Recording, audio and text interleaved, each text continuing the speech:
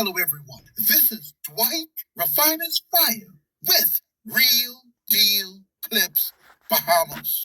You can now follow me on YouTube, Facebook, and TikTok at Real Deal Clips Bahamas. This series is called The Barber Shop.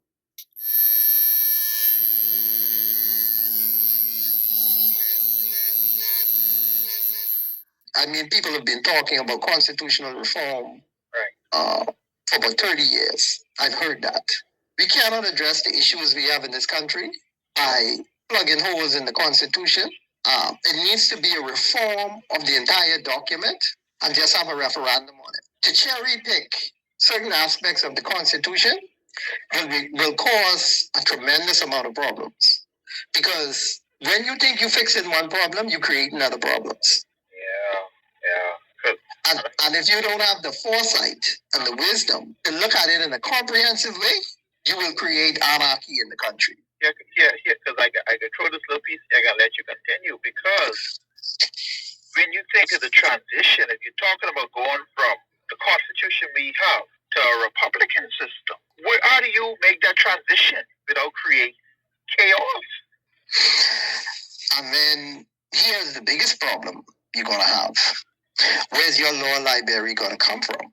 And let me explain that to Bahamians because that might go over their head. Right. So our law library is based out of London. Right. So we use all the laws that are on their books to adjudicate matters in the Bahamas. Now, when it's time, okay, and the system is a bicameral system, right?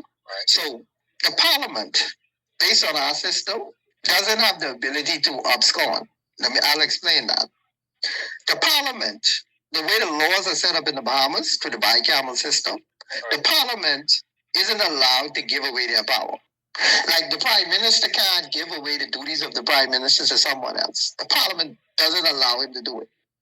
He can't assign the duties of the cabinet to another entity. Right. But when you start to set up municipal governments, or what they're calling now island state government or island state solutions or whatever they call it. It requires the parliament to abscond, to give away its power. Right.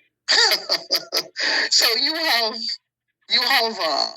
have competing narratives here. So that's why you would see the government will always talk about things because I think they were trying to do local government. Right. But local government could never function. Because of what basic principle? The government isn't allowed to give away their power.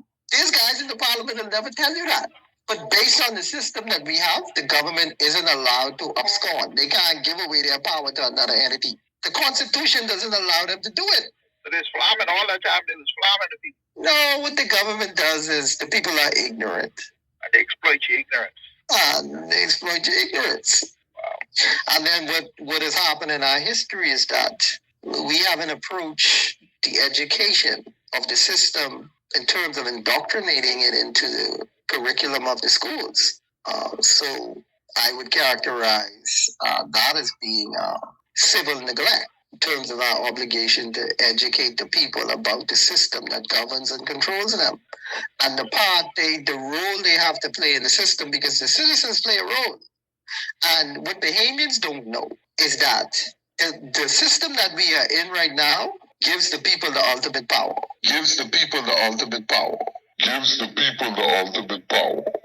Now, to my intelligent listening audience, because the people who listen to these clips, they are intelligent.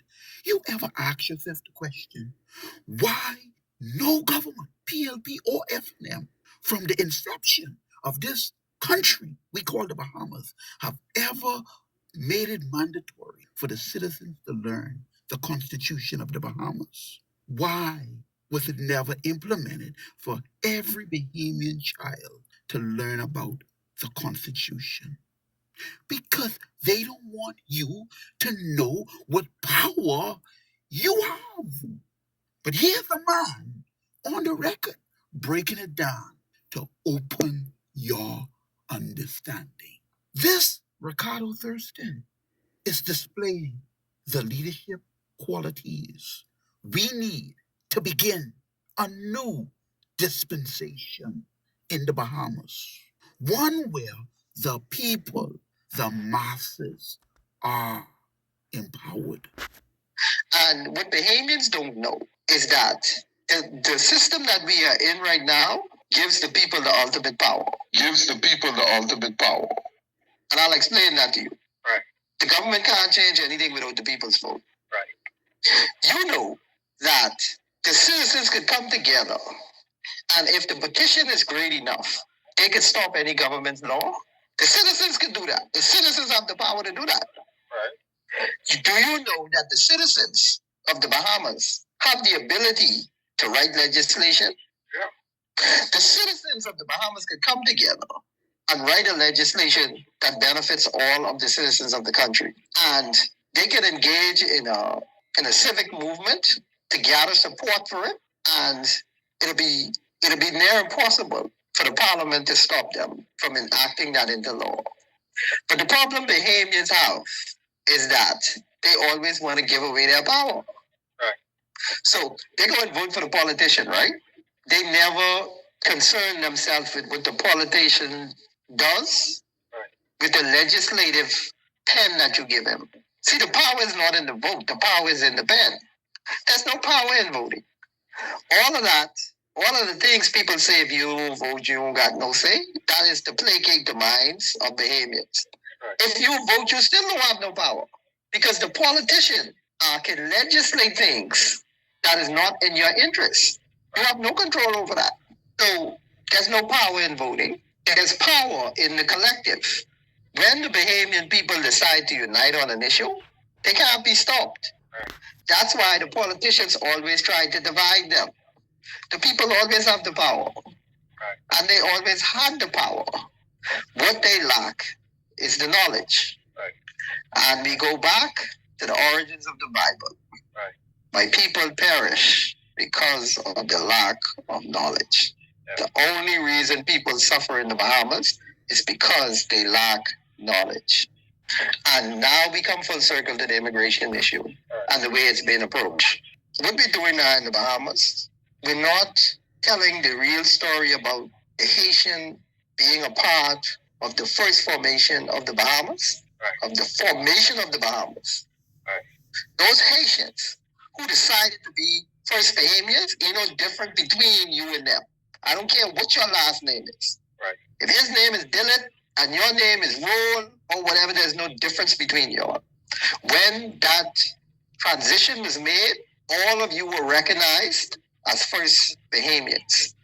And that needs to be the foundation of any discussion on this immigration crisis that we're having in the country. Because those persons who have that Haitian name, all of them, they're not Haitians, they're Bahamians. So Brave Davis is absolutely correct. Not only are they Bahamians, they first Bahamians. They first Bahamians. They first Bahamians. See, I'm a second generation Bahamian. These people were first Bahamians. Right. You know what it is to be the first of your kind? They're same people with these French names or whatever that people, that Bahamian try to look down on and all of that. They first Bahamians. Yeah, so there's a certain percentage of them that fall into that category. Yes, and we need not to dump all of them in the same category. Yes. That's the baseline for our conversation. We cannot alienate the people who became first Bahamians. When you have this conversation in a vacuum and just talking this Haitian talk, this and Haitian that, and Haitian that ain't the right way to go about it. So when Brave say that's his heritage, he's correct in that may be his heritage, but he is first Bahamian. He's not only a Bahamian, he's first Bahamian. So it's a very dangerous road that we're going down, and it's based on ignorance. But here's what I think, though. What is needed is legislation. And the legislation that is needed is the legislation Stop the Steal already have. Because the legislation will address this immigration situation head on and put it to rest.